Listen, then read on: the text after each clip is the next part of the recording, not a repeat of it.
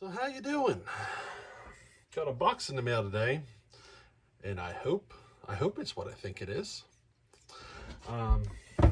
It's from Andrew, Butler Outdoor Canada.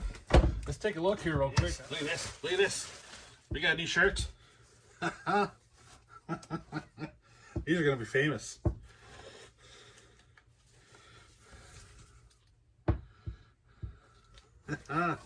Yep.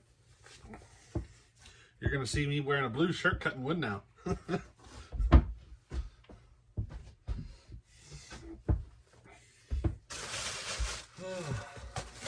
Let's get into the goodies. You know, I actually needed a set. Sent me a pack of guitar strings. I actually needed that, buddy. That's funny. My Strata hasn't had new strings in a long time.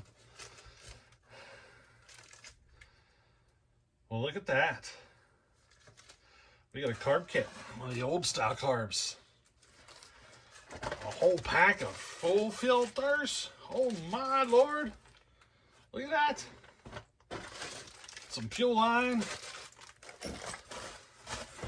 What do we got here? Universal ignition module.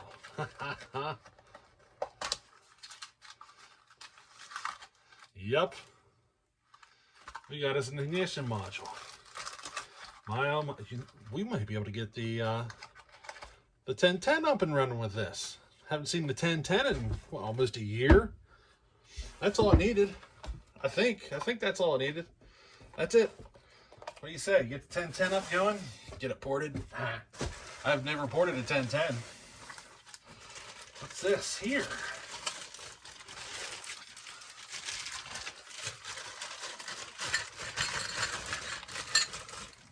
We got us a clutch.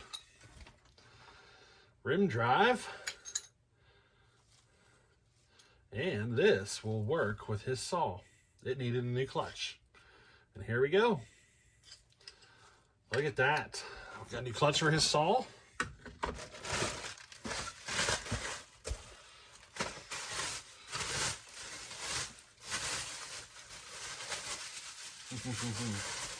This is what was keeping me from being able to run it. The starter. It needed a starter, something fierce. Ain't much rope on there. We'll have to take care of that. There we go. Now we got the starter. So, we're back on to Andrew's saw. Be able to get it finished up. And get it ported. I do want to replace the seals on it. We'll take care of that here in the future. I'm thinking I'm most excited about seeing this. I've been thinking about that 1010 for a while now. All you guys have your 1010s and stuff out there playing with them. I got one that I can't run. It's a intermittent spark issue, you know. But thanks to Andrew, we get to get back on to his ported saw. And it does not look like it's going to be difficult. We just got to get it tore down, cleaned up, and ported. I think it's going to be a fun one. Kind of anxious to see this one run. This is the one we were going to just get it running, see it run, and then get into porting it. But since it's got a base gasket leak, we're just going to go straight into porting. You know? Save some time and energy. We'll just get right into it. I think we're good with all the parts. I think we're good to go. So, you know. But he sent me some guitar strings. You know, I'm thinking here, maybe I should, maybe the next video or two here, I'll work at getting the guitar out and do a little playing. It needed a set of strings. Did I ever show you the guitar? It's sitting over here, my favorite one. This is the one I play the most, I should say. I got a whole bunch of them. I actually got I got 3 down here. Why not? So this is the one that I would probably play 90% of the time.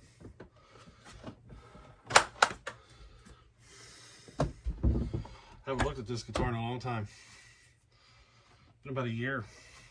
No, not really. I mean, I fiddled with it a little bit, but I mean, since I did any live playing or whatever, yeah, easily a year or more. So here it is, the Stratocaster. See the scratches from playing it and everything.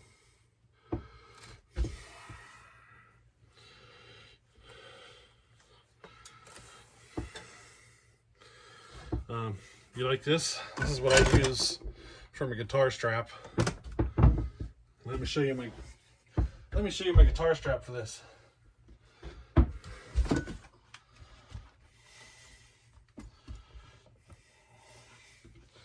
So this is my strap. Just a piece of rope with carabiners. That's it. That's what I use. Slap one of them on the top, one on the bottom, and it's tied like a noose. I'd get a lot of comments about that. If I had to do it again, I'd get more rope and run 2 strands of rope instead of 1. Just 1 strand kind of digs in a little bit. So I think the next time I do this, I'll run 2 strands of rope.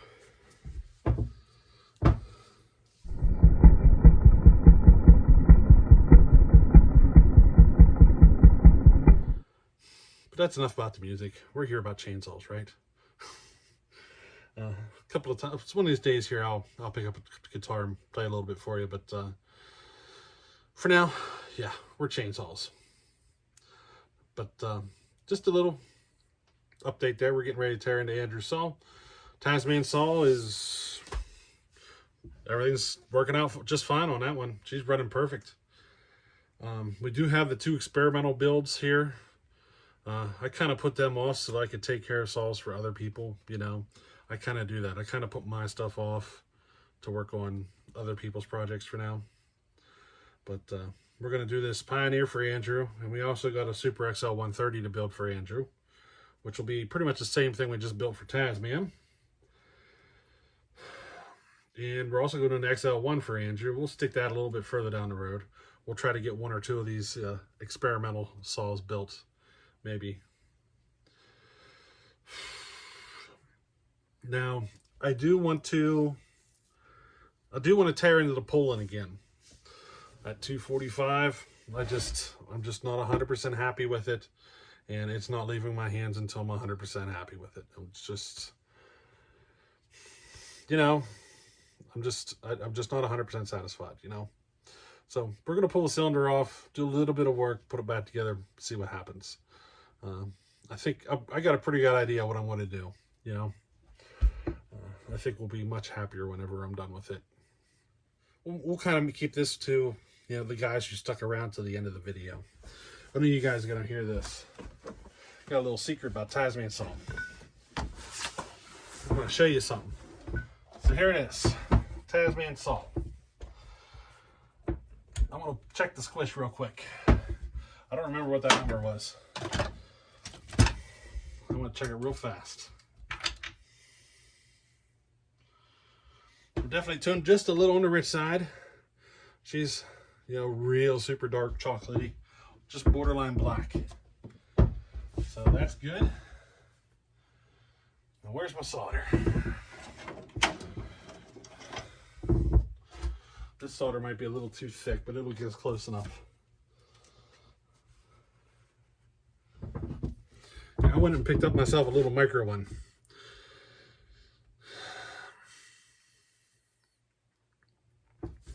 Let's see what we get. Those of you who are used to looking at Squish will notice that that's actually not super fantastic, right? You just saw it run, and we're at 37 thousandths of Squish. What's that tell us? It tells us we still got room that we could go, right? But should we? You know? Hey, you know, it's more comfortable for the bearings and stuff, you know. Let's see where our compression's sitting at right now. a little easier on the bottom end.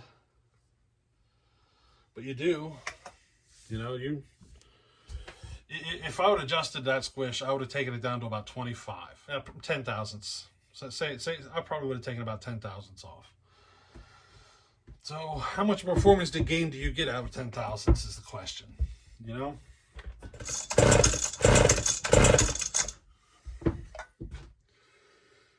I'm sitting at 150 pounds of compression.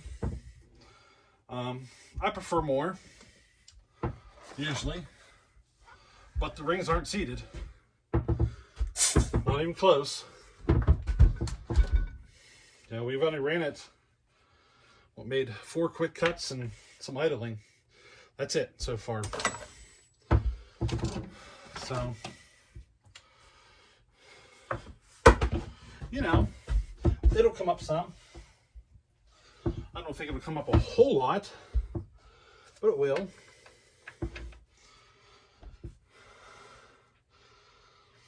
So I basically deported this salt like I normally would, but I did extra work in the transfers. You know, I hit the crankcase and all that stuff. If you look at old footage of the first one I sent TazMan, it was about 9,700 RPM in the cut. This one is noticeably faster. So I'm pretty certain we've exceeded the 10,000 RPM mark. We'll see. We'll hook up we'll set up the tachometer and find out for certain, you know. Let's look and see how the piston looks right now. I need to modify this muffler anyway. I can definitely tell I have it tuned on the fat side, you know. We got some moisture on the muffler and stuff, so that's good. It definitely takes a lot to make this thing 4-stroke, like a lot. So I think that's partially because of, you know, the way we have the exhaust set up. I wonder how many RPM we're going to hit whenever we start leaning it out, though. You know, we're fat to the point of pretty much a black spark plug, and it would just, the 4-stroke is like, it's kind of like burping, you know, or bubbly sound in the cut. You get kind of, you know what I'm talking about. It's not like, it's not a smooth sound. It's a little bubbly sounding. That's where I have it tuned right now.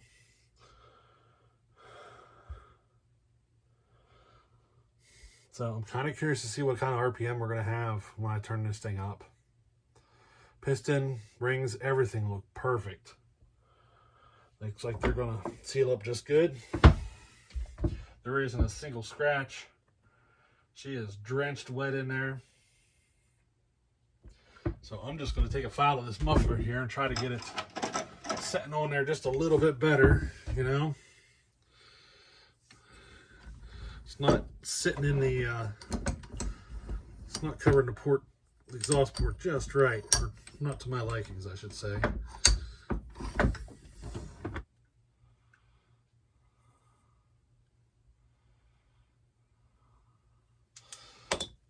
All right, that's a lot better. It's not perfect, but it's better.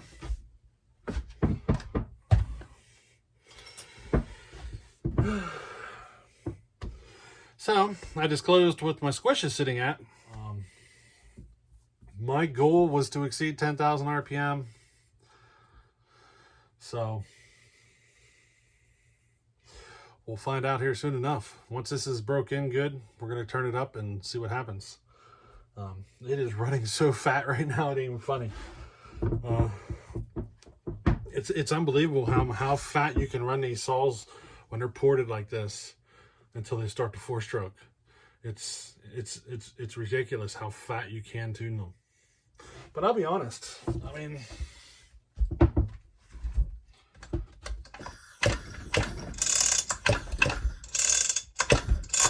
she's got compression.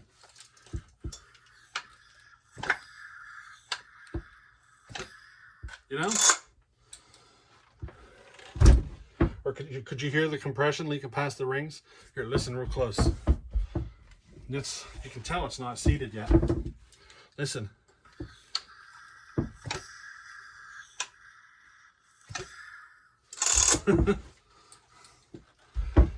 How much do you think that'll improve when those rings are seated? You know? So, time will tell. But I just thought I'd share that with you. And I find this really interesting. I'm rambling on too much. So, we'll end it at this. And we'll catch you on the next one. All right. Later.